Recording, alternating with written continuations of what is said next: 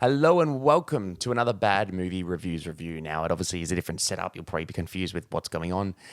Me and Daniel are in the midst of moving house, hence the different setup and what's going on here. But obviously, we can't ignore one of the biggest talked about films of the year coming out, and that is the sequel to the 2019 Joker. This one is obviously pronounced or called, you could call it Joker 2. It's Joker Folie. Deux. Now, forgive me if I butchered that, hence why I called it Joker 2. But now, this obviously is a follow-up to the 2019 film taking place a couple years later, where we see Arthur Fleck in Arkham Asylum and introduces the character that we all know and love, or not so much love, but Harley Quinn, who is played by Lady Gaga. Now, Todd Phillips is returning to direct the film.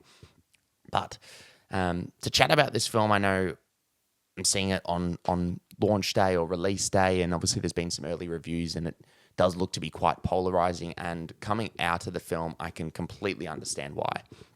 Now, this film, to be honest, straight off the bat, it didn't fully work for me. I don't hate it as much as I've seen some people do. I don't dislike it as much as some people are. It just didn't quite make sense to me how they got to where they got. Now, obviously, there's been a lot of talk about the film itself being a musical, which I love a good musical. You've seen my reviews of musicals before. And I thought it could have been a really interesting concept, obviously, go in the mind of Arthur Fleck or the Joker and have these musical numbers, whether it be like an imagination thing or anything like that. So I thought that could potentially be an interesting thing. But that, to be honest, they kind of bloated that. They had far too many songs for what it was. And then they kind of almost felt like they were putting it as a musical because Lady Gaga was in it. Now, to chat about performances, I thought Joaquin was great. Once again, probably didn't have too much time to shine compared to the first film, as it does feel like a lot of the narrative is based around Lady Gaga's Lee Quinn. And in saying that, I thought she was great. However, there was very, very little depth to her character and very, very little character development, which hence didn't work for me, and it felt like it kind of was just shoehorned in for the sake of shoehorning it in.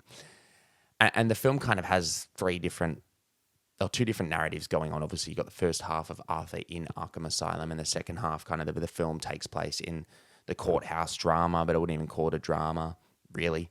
There are a few interesting, and I felt like that was probably the first part of the film, the Arkham Asylum bit, was something that was really interesting me.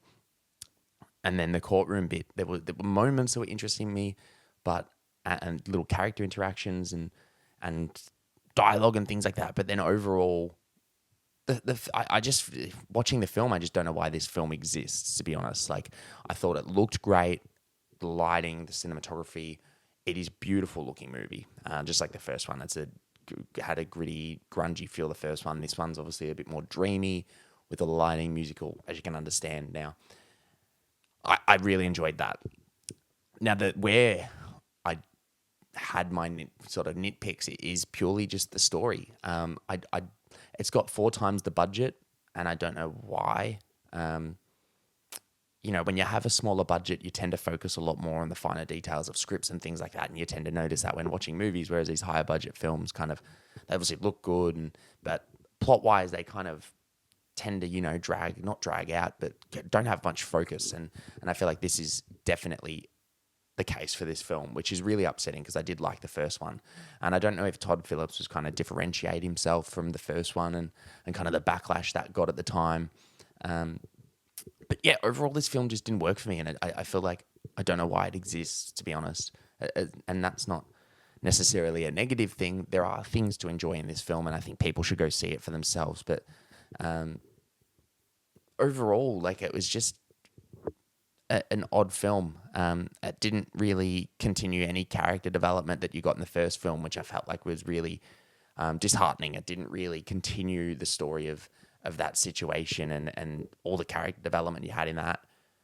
And obviously seeing the uprising of Joker, Arthur Fleck, you tend to see you're kind of wanting to see that unfold. And, you could have potentially had a film about him getting smarter with Arkham Asylum, or, try and wreak havoc in there. And it kind of just became a love story. But the story of Harley, as I said, Lee Quinn, just didn't really fit in or make much sense as to, you think, how is this possible?